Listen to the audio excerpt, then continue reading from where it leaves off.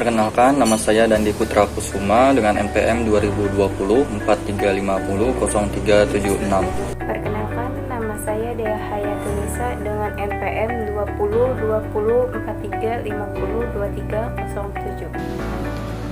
Perkenalkan, nama saya Iksan Nurmarid, NPM 2020 43500 421. Perkenalkan, nama saya Tasya Putri Pujastuti dengan NPM 20 24 3500 378.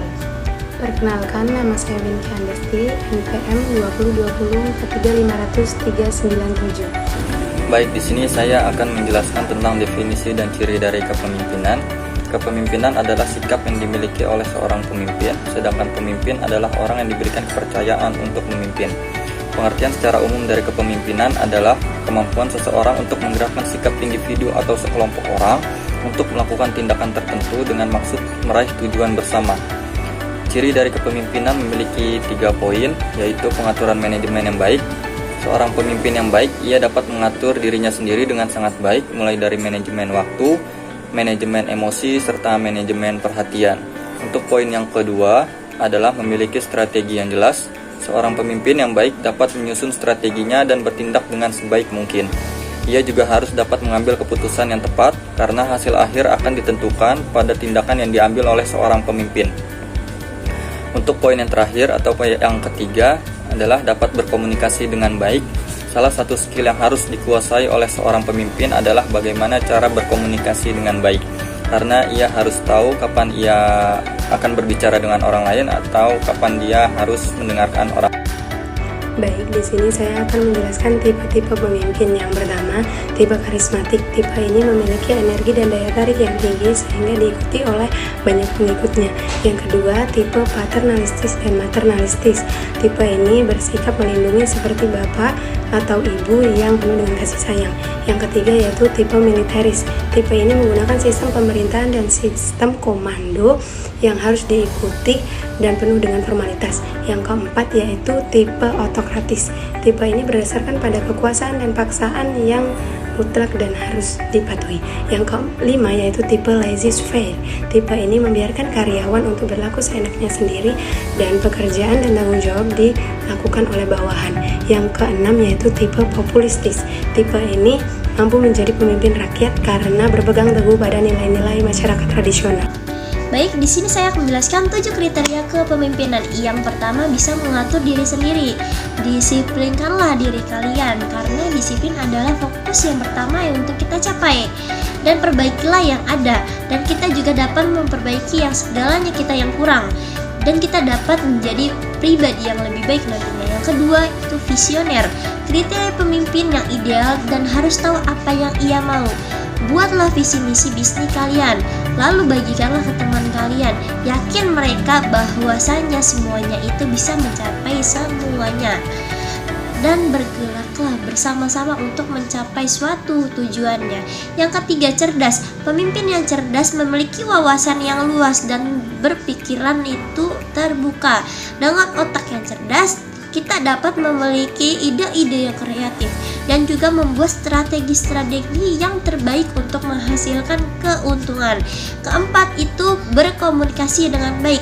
Tentunya harus ada yang bisa membangun komunikasi yang baik dengan orang lain, terutama ke teman kalian. Anda harus tahu bagaimana cara berbicara dan kapan kita harus mendengarkan. Dengan begitu, kesalahpahaman dapat dihindari karena keputusan dan tindakan yang kita ambil nantinya. Yang kelima, kita berani mengambil resiko. Bisnis tidak dapat berjalan mulus tanpa adanya kendala, sebab adanya banyak rintangan yang akan dilewati sepanjang perjalanan bisnis. Untuk itu dibutuhkan keberanian dalam menghadapi resiko. Hanya pemimpin yang berani yang akan terus berjuang dan berharap pada keberhasilan bisnisnya. Yang keenam, perhatian. Anda harus dapat merawat tim, memiliki hati yang perlu dijaga sehingga mereka selalu merasa diperhatikan dan merasa menjadi bagian penting dalam bisnisnya. Maka dari itu, jangan hanya memikirkan diri sendiri. Yang ketujuh, bertanggung jawab. Pasti tidak mudah untuk memenuhi semuanya, namun wajib untuk dilaksanakan. Itulah integritas.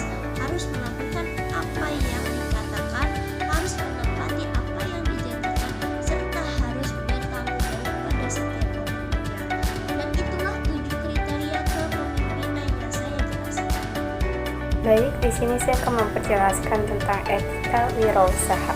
Etika wirausaha dalam istilah lebih populernya adalah etika bisnis.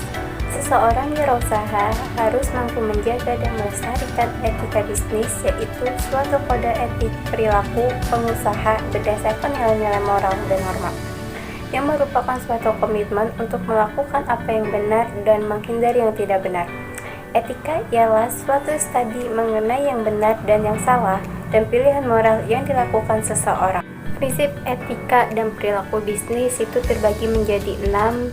Yang pertama, menjaga kejujuran.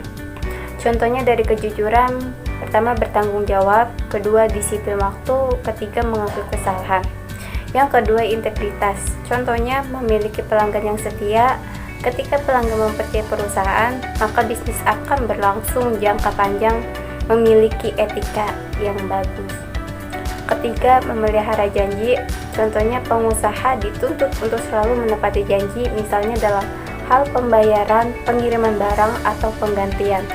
Sekali seorang pengusaha ingkar janji, hilanglah kepercayaan pihak lain terhadap perusahaan tersebut.